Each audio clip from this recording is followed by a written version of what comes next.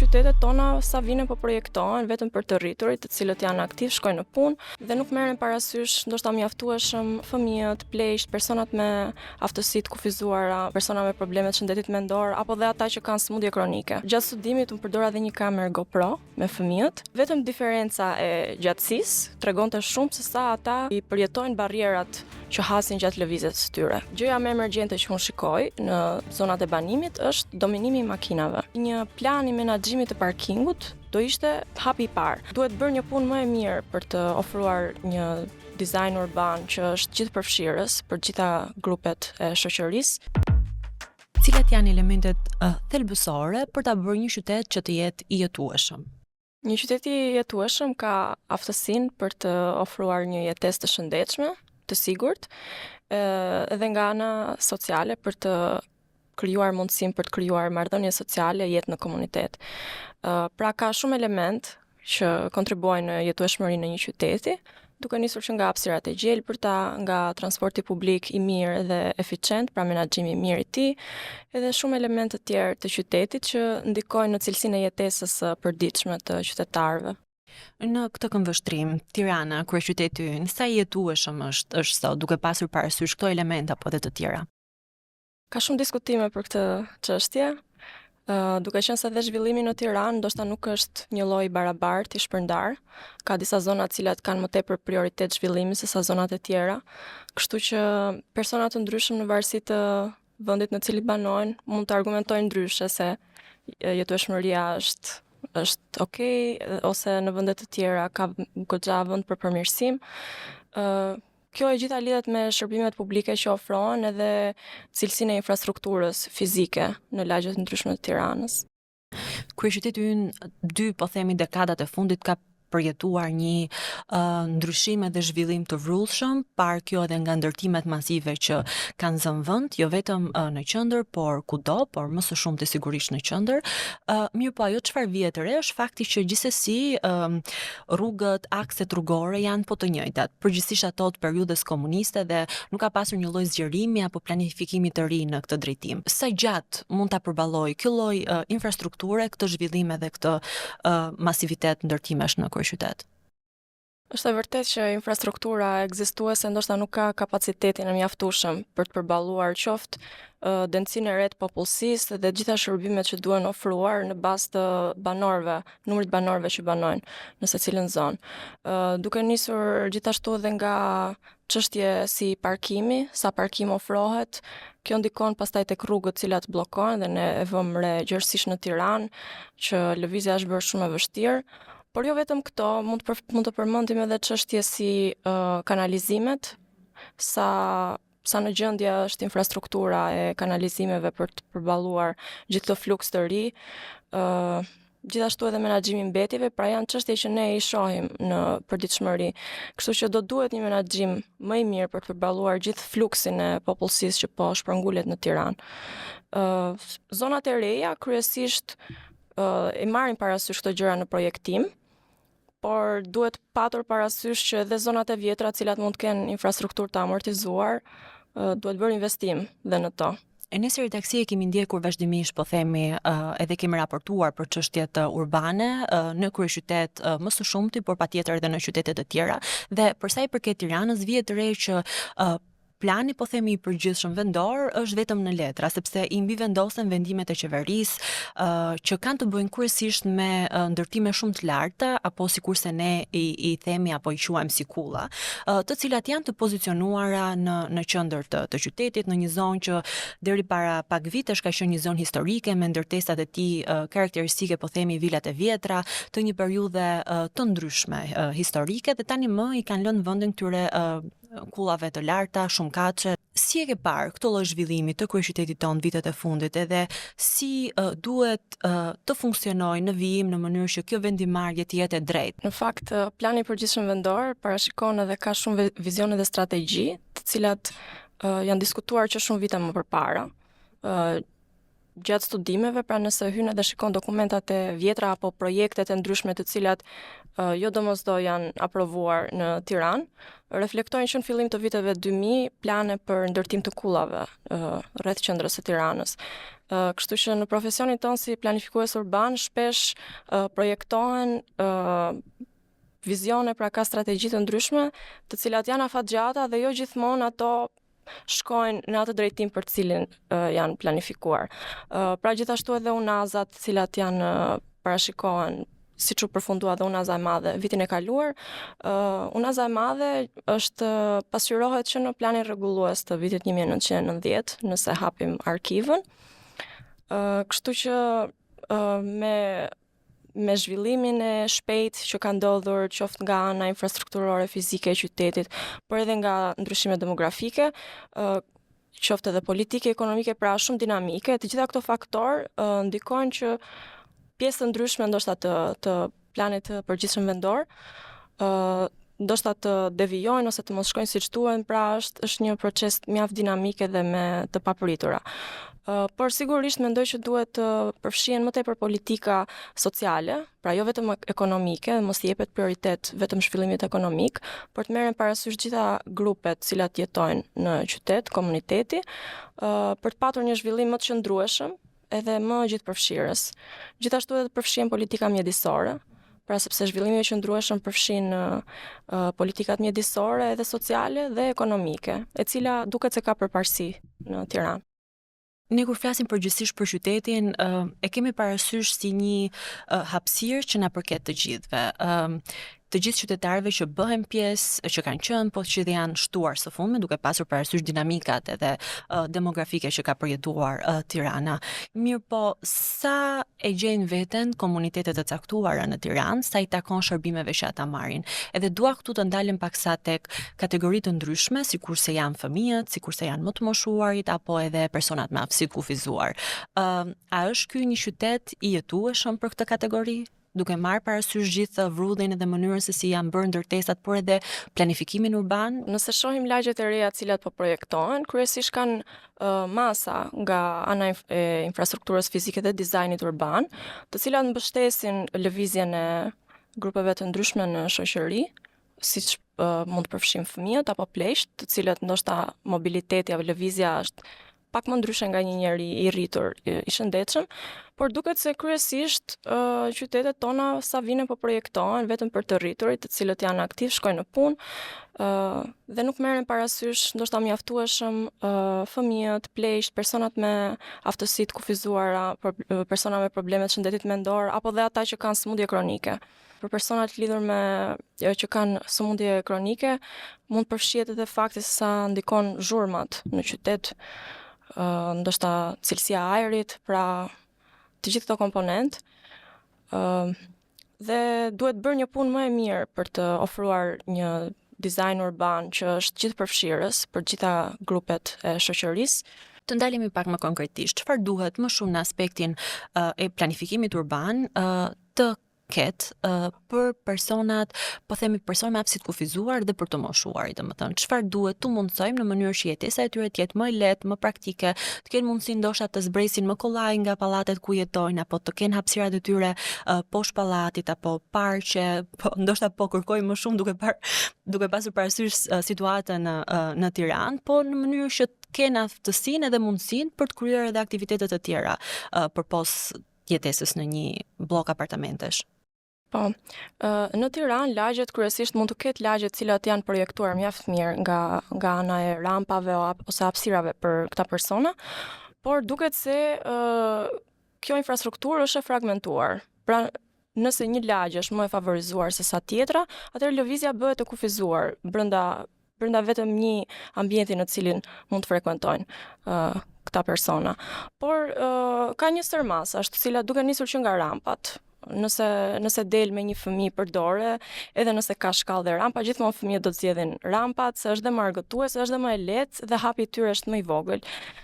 Gjithashtu edhe për pleqt apo dhe personat që kanë vështirësi në lëvizje, por duhet një pikë e rëndësishme lidhur me lëvizjen është vazhdimësia e saj, pra siç e përmenda, sepse lëvizja e tyre duhet të jetë orientuar, duhet të jetë e rrjedhshme, pra jo e ndërprer, jo e shkëputur, mos ketë barriera në trotuare, siç ndodh që të ketë qoftë pemë ose shtylla ose dhe makinat e parkuara të cilat bllokojnë hyrjet edhe daljet nga trotuari.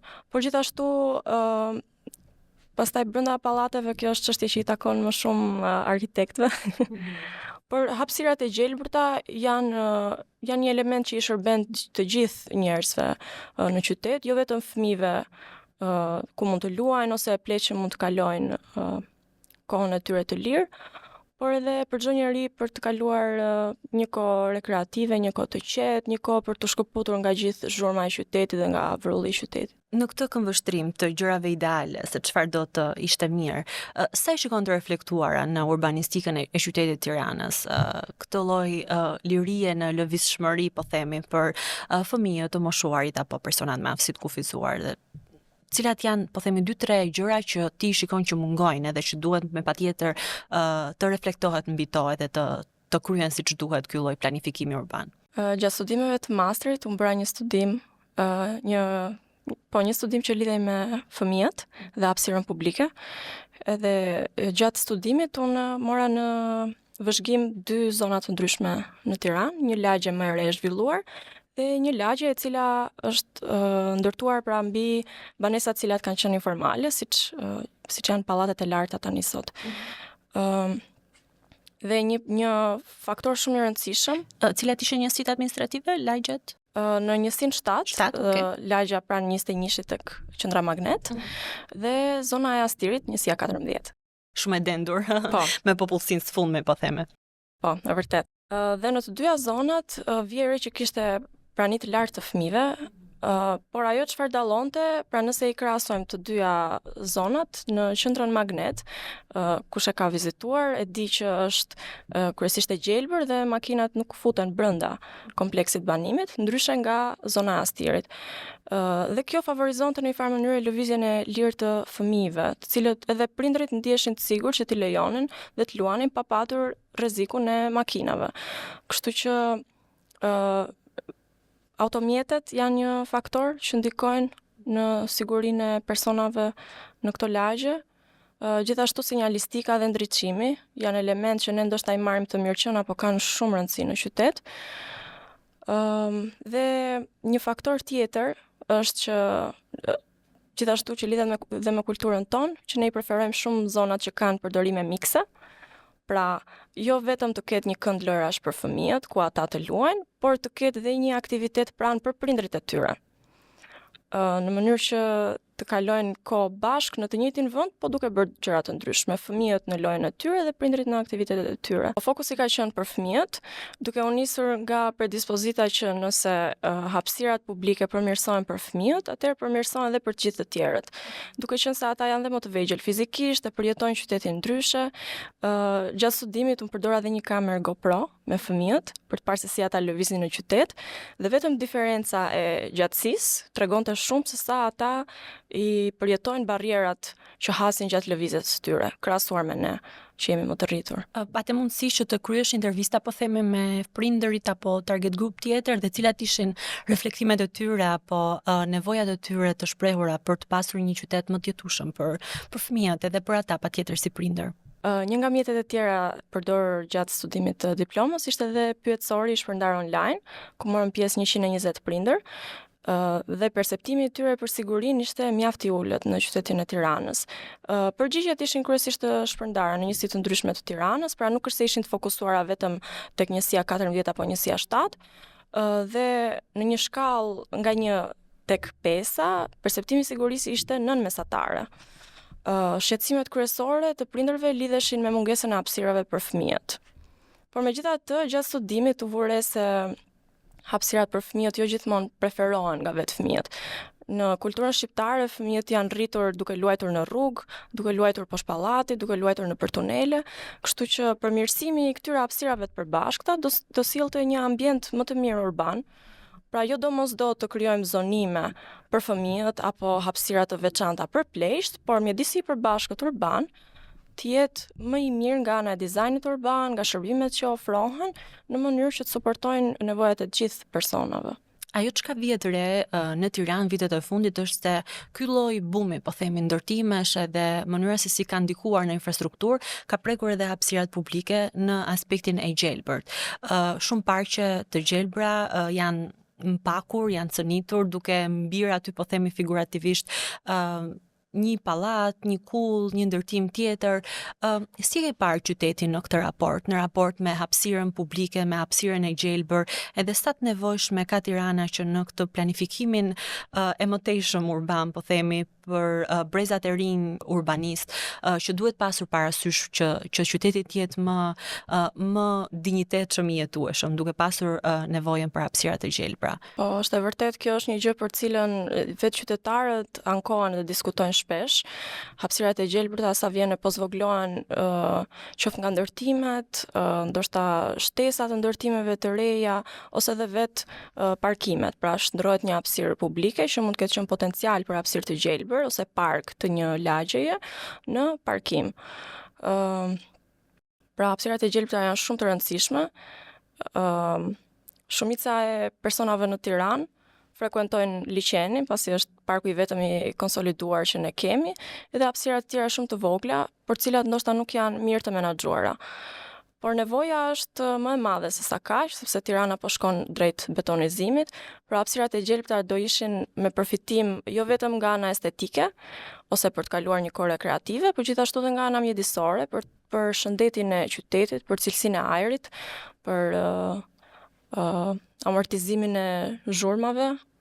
Kështu që ka një sër benefitesh, gjithashtu edhe për të minimizuar efektin e ishujve të nxehtësisë që krijohen në qytet. Pra rritja e temperaturave të larta për shkak të betonizimit. Kështu që gjelbërimi ka shumë benefite. Luan rol kryesor, po them. Po më thoje që vjen nga një zonë dhe ke lindur në një zonë që vitet e fundit ka psuar një bum të ardhjes së dyndjes së qytetarëve, por dhe të ndryshimeve në aspektin e strukturës si zonë, po themi, të ndërtimeve më së shumti që është Astiri, që ishte edhe një pjesë, pra njësia numër 14 që e kishe përfshirë edhe në studimin tënd të diplomës. Duke qenë se ke lindur aty, jam shumë kurioze të di në memorien tënde si fëmijë, si ka ndryshuar kjo zonë prej fillimit që ti ke qenë aty dhe deri më sot, çfarë mban mend nga Astiri para shumë viteve? 20 viteve, 25 viteve. Ka ndryshuar katërcipërisht gjithë zona. Si fëmijë, lagja e Astirit, zona e Astirit ka qenë e gjitha me ndërtime private dhe ka patur mjaft hapësira për të luajtur në rrugë, ka patur fusha, ka patur sheshe bosh ku mund të luanin fëmijët. Edhe pra lagja ka qenë pak më e izoluar në memorien time, ndoshta edhe nga që kam qenë fëmijë, pra kufit kanë qenë më të zvogluar, kufit të cilët mund të frekuentoja brenda në lagje, dhe distanca dukeshin shumë më të mëdha. Por infrastruktura patjetër nuk ka qenë e mirë, sepse ka qenë një lagje që edhe në fillimet e saj ka nisur, pra një herë ndërtoi këtu, pastaj tek zona tjetër, pra infrastruktura erdhi më vonë me kohën. Dhe më pas në vitet 2000 kur filluan ndërtoheshin pallatet e para, edhe nga e cila edhe pallati i parë që ka qenë se shumica e njerëzve këtë nuk e din, por ka qenë dyqani i bojrave Astirit dhe prandaj gjithë zona e ka marrë emrin Astir, sepse ishte pallati i parë aty. Dhe pastaj zona filloi të ndryshonte me shpejtësi shumë të madhe. Erdhën njerëz që ne nuk i njihnim si fëmijë dhe derisa tani ka arritur në një pikë që ndihesh pak si i huaj në lagjen tënde, sepse çdo gjë ka ndryshuar, pra je aty, por vendi nuk është më aty siç ka qenë.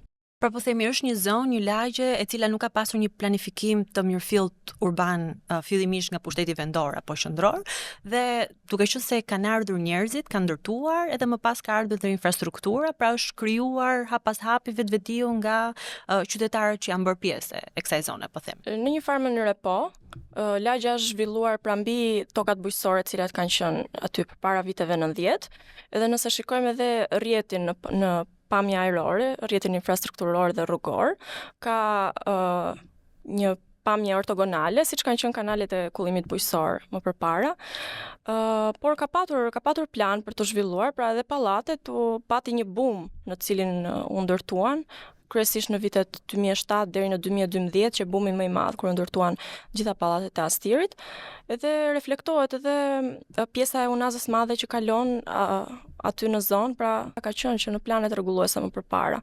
Pra zona ka qenë me perspektivë zhvillimi. Më herët e ndjeje veten pjesë të qytetit të Tiranës, pra filluar ky bumi i ndërtimeve, pallateve. Dua të kuptoj pak të qasjen nga fëmijë dhe tani më e maturuar. Si fëmijë, qytetin kryesisht e përjeton vetëm te lagja kur rritesh.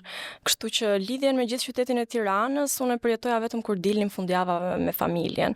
Pastaj kur rritesh dhe shkon në shkollë dhe universitet dhe punë, fillon dhe frekuenton zona të tjera në qytet, kështu që mendoj kjo thekson edhe nevojën për të përmirësuar zonat e banimit sot për fëmijët, sepse është zona në cilën ata kalojnë më shumë kohë, sepse dhe janë të limituar nga ana e lëvizjes, ata nuk dalin dot pa shoqërinë e prindit ose kujdestarit nga zona e banimit. Si një urbaniste e re, nëse do të ndryshoje diçka në lagjen e Astirit, në njësi numër 14, cila do të ishte ajo që ti ke vënë re që nuk është marrë parasysh në gjithë këto vitet e fundit të ndërtuara, të zhvilluara vrullshëm? Kësaj pyetje dua t'i përgjigjem në një shkallë më të gjerë, pra Astiri mund të merret si rast për ta replikuar në gjithë qytetin.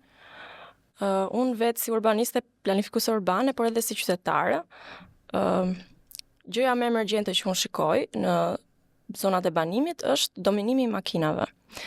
Në sensin që makinat zën daljet dhe hyrjet e trotuareve, makinat zën korsit dhe për vetë makinat, pra bëhen problem dhe për përdoruesit e makinës edhe për këmbësorët në njëjtën kohë. Korsit nga 2 bëhen 1/2, kështu që mendoj një plan i menaxhimit të parkingut do ishte hapi i parë.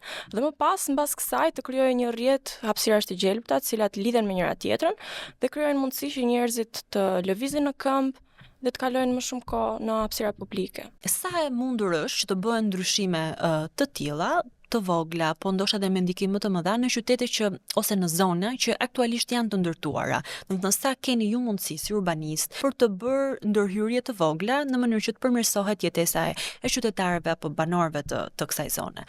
Mendoj që ka gjithmonë vend për të bërë diçka. Pra, këto politikat e reja të cilat përmirësojnë cilësinë e jetesës nuk kanë pse të aplikohen vetëm në zonat e reja të banimit, edhe zonat e vjetra të banimit mund të përmirësohen. Ka planet detajuara vendore në të cilat mund të ketë ndikim, pra të merresh me njësitë më të vogla, në të cilat mund të rikonfigurosh hapësirën publike ose të riorganizosh mënyrën e lëvizjes, si përdoret cila hapësirë. Nga çfarë ti ke studiuar edhe ke parë në gjithë këto vite, edhe për shkak të interesit tënd urbanistik dhe faktin që tani më je një profesioniste e re në këtë fushë, ka një qytet tjetër në Evropë apo gjetkë për të cilin mendon që mund të na frymëzojë edhe ne për t'i pasur parasysh për të ndërtuar në bazë të qyteteve të tjera? Ka goxha shembuj të mirë në Europë, duke nisur që nga vendet skandinave, kryesisht në Finland, Helsinki është një rast shumë i mirë, ose dhe qyteti i Barcelonës, që ka shumë nisma vitet e fundit për t'i bërë hapësirat më miqësore ndaj grupeve të ndryshme të shoqërisë, kryesisht për fëmijët. Por nuk kemi pse të shkojmë aq larg, edhe brenda rajonit, në Sloveni, unë personalisht kam vizituar qytetin e Mariborit dhe Ljubljanës, dhe jam habitur se si siguria e qytetit ka qenë në nivele shumë të larta. Shikoje fëmijë të cilët mbas dite ktheheshin vetë në shtëpi, ndoshta nga kursi ose nga shkolla, gjë e cila ndodh në Tiranë, por prindrit në Tiranë me këtë lloj zhvillimi që ka qyteti, po bëhen pak paranojak për t'i lejuar. Po. Kështu që niveli i sigurisë pra më tepër si gjendje sesa sigurisht edhe nga ana fizike. Gjithashtu edhe në Ljubljan, qendra është bërë tërësisht këmbësore dhe ka mjaft shembuj të mirë që mund të merren. Pra edhe brenda rajonit tonë në Ballkan. Po vetë qytetarët, çfarë mund bëjnë edhe si mund kontribuojnë që qyteti të jetë më i jetueshëm për ta, ose që nevojat e tyre të përkthehen në investime konkrete, reale, shqetësimet e tyre po themi të dëgjohen, si mund të realizohet kjo lloj balanci ose ndërveprimi mes qytetarëve, pushtetit vendor, pushtetit lokal. Dhe dua të kuptoj pak sa çfarë ju mësoni në teori në shkollet e sa e shikoni këtë të reflektuar në praktikë si urbanist të rinj. Në profesionin tonë ne diskutojmë shpesh që procesi më i mirë i planifikimit është ai që nis nga poshtë lart, pra nga qytetarët drejt politikbërësve dhe vendimarrësve. Edhe kemi patur shembuj mjaft të mirë të cilët i kemi studiuar, që në fillimet e viteve 2000 nga Koplan, që ka pasur nisma me qytetarët në Bathore dhe në Kamës, për të përmirësuar infrastrukturën e zonave të banimit, të cilat ishin lagje informale. Dhe ka patur mjaft sukses.